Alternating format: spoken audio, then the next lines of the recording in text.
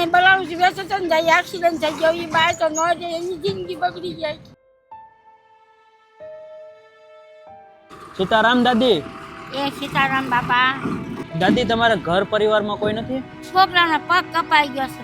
આ લાલ બસ આવે ને હા. એમાં કપાઈ ગયો છે. તો તમે અહીંયા રોડ ઉપર બેસીને ભીખ માંગો છો? તો શું કરવાનું કાકા? ખાવા પીવાનું કાકા ભગવાન દેખો ધણી પર ક્યાં કે રહેવાનું અમારે આશરો નથી જાય. તો અત્યારે ક્યાં રહો દાદી? એના રોડ ઉપર રહી છે. તમારું ગામ કયું? આમાં ઠળિયા બગડાણા કરે. આવી રીતે જે નિરાધાર લોકો હોય જેને ખાવા પીવામાં તકલીફ પડતી ને દાદી, તો એવા લોકોને રાશન આપી. તો મેં અહીંયાથી નીકળ્યા તો મેં કીધું દાદીને, મેં કીધું તમે ખાવા માટે માંગતા હતા તો હું રાશન કીટ લઈ આવ્યો છું તમારા માટે. તો હું વહી જવાય. તો હું તમને 1 મહિનાનું રાશન આપી દઉં દાદી, જેથી કરી તમે છે ને શાંતિથી જમી શકો.